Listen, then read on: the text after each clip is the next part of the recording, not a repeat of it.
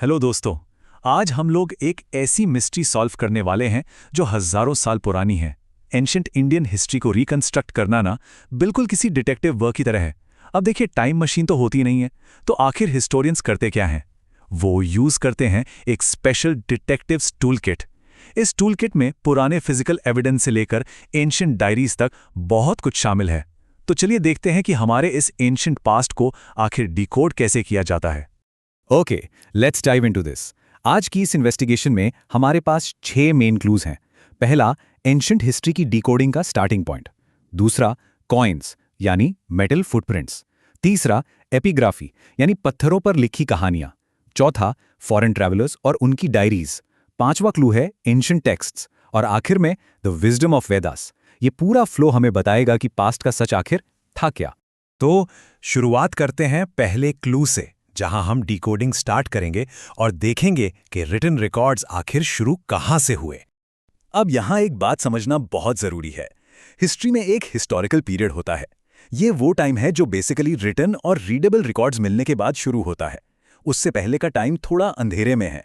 यहां एक सवाल आता है कि इंडस वैली सिविलाइजेशन में भी तो स्क्रिप्ट्स थीं। हाँ थीं, पर प्रॉब्लम यह है कि उन्हें आज तक कोई पढ़ नहीं पाया है, मतलब डिसाइफर नहीं किया जा सका है। इसी वजह से जो प्रॉपर हिस्टोरिकल पीरियड है वो वैदिक सिविलाइजेशन से स्टार्ट माना जाता है, अराउंड 1500 बीसी। ये वो एरा है जहां से हमारे पास रीडेबल एविडेंस है, जिन्हें वेरीफाई किया जा सकता है।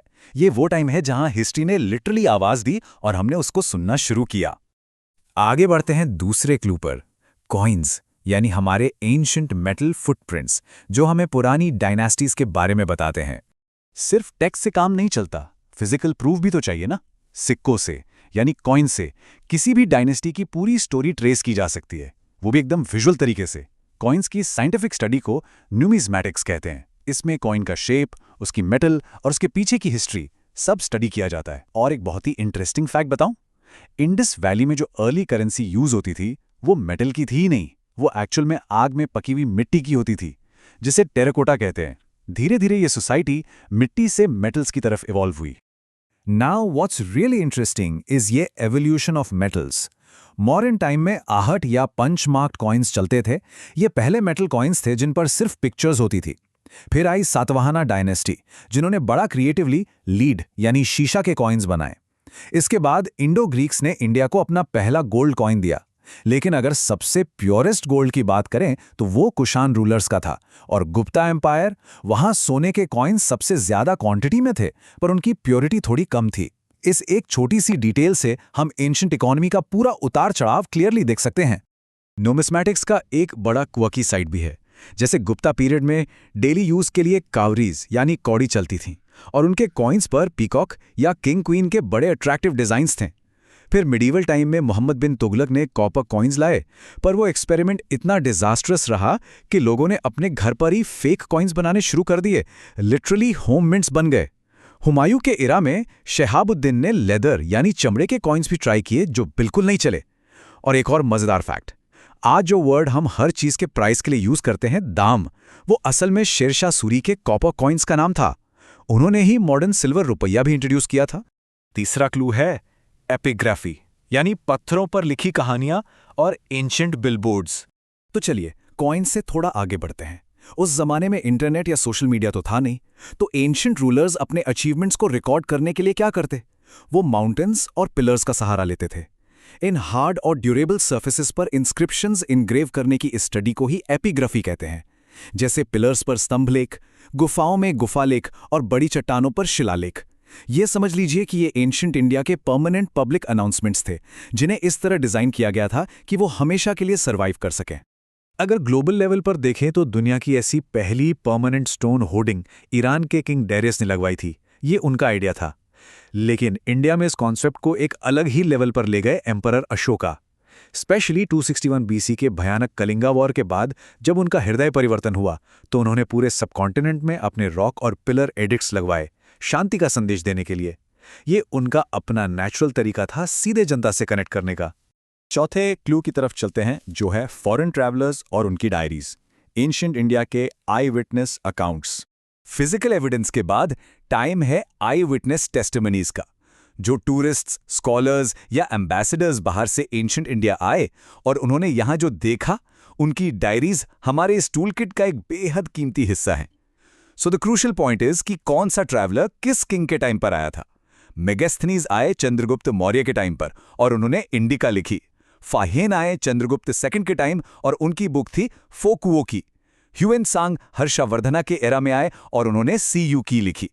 और थोड़ा आगे चलकर अल-बरूनी आए, जिन्होंने किताब-उल हिंद लिखी। ये एक तरह से एंशिएंट इंडिया का वीआईपी विजिटर लॉग बुक है, जिससे हमें बाहर वालों का पर्सपेक्टिव मिलता है। अब इन ट्रैवलर्स की थोड़ी बैकग्राउंड स्टोरीज भी बहुत फैसिनेटिंग है। मेगास्थनीज एक्चुअली एक ग्रीक एम्बेसडर थे जो यहीं रुक गए थे। ह्यूएन-सांग को तो थे प्रिंस ऑफ पिलग्रिम्स कहा जाता था। उन्होंने फेमस नालंदा यूनिवर्सिटी में पढ़ाई की और बाद में वहां पढ़ाया भी। फिर एक चाइनीज ट्रैवलर थे आइट सिंह। ये 673 एडी में अपने साथ बुद्धिस्ट टेक्स्ट की करीब 400 जेरोक्स कॉपीज वापस चाइना ले गए थे। और इन सब के बीच एक बड़ी मिस्ट्री टेक्स्ट भी है, पेरिप्लस ऑफ द इरिथ्रियन सी, जिसके ऑथर का नाम आज तक कोई डिस्कवर नहीं कर पाया। आगे बढ़ते हैं 5वें क्लू पर, एंशिएंट टेक्स्ट्स और लिटरेचर, जिन्हें हम इन सिविलाइजेशंस की असल डायरीज कह सकते हैं। अब आते हैं हिस्ट्री को समझने के सबसे डिटेल्ड पिलर पर। ये उस जमाने की प्रॉपर रिटन डायरीज और ग्रैंड टेक्स्ट हैं जहां उनकी पॉलिटिक्स से लेकर डेली लाइफ तक सब डॉक्यूमेंट होता था। एंशिएंट टेक्स्ट्स बेसिकली 2 कैटेगरीज में डिवाइडेड हैं। पहली है नॉन रिलीजियस या सेक्युलर टेक्स्ट्स, जो सोसाइटी और पॉलिटिक्स पर फोकस करते थे, जैसे चाणक्य की अर्थशास्त्र, जिसे वर्ल्ड पॉलिटिक्स में मैकियावेली की द प्रिंस की टक्कर का माना जाता है, या फिर विष्णु शर्मा की पंचतंत्र, जो इतनी पॉपुलर हुई कि उसको 40 फॉरेन लैंग्वेजेस में ट्रांसलेट किया गया। दूसरी कैटेगरी है रिलीजियस टेक्स्ट्स की, जैसे जैन टेक्स्ट जिन्हें प्राकृत लैंग्वेज में अगम कहते हैं, और बुद्धिस्ट टेक्स्ट जैसे पाली लैंग्वेज में लिखा गया त्रिपिटका। इन टेक्स्ट को पढ़कर उस टाइम का सोशल स्ट्रक्चर क्लियरली रिफ्लेक्ट होता है। जैसे मनुस्मृति को ही ले लीजिए, जिसे पॉलिटिक्स और सोसाइटी पर लिखी पहली बड़ी बुक मानी जाती है। इसमें एकदम क्लियरली डॉक्यूमेंट किया गया है कि उस दौर में सोसाइटी का स्ट्रक्चर कैसा था और विमेन और डायलेट्स को हायरार्की में कहाँ रखा गया था। दूसरी तरफ, जैसा हमने देखा, जैन लिटरेचर आगम प्राकृत लैंग्वेज में और बुद्धिस्ट लिटरेचर त्रिपिटक पाली लैंग्वेज में हैं, जिनमें उनके फिलॉसफी और रूल्स हैं। इनके अलावा मैसिव ब्राह्मणिकल टेक्स्ट भी थे, जिसमें शतपथा ब्राह्मण को सबसे बड़ा और विशाल माना जाता है।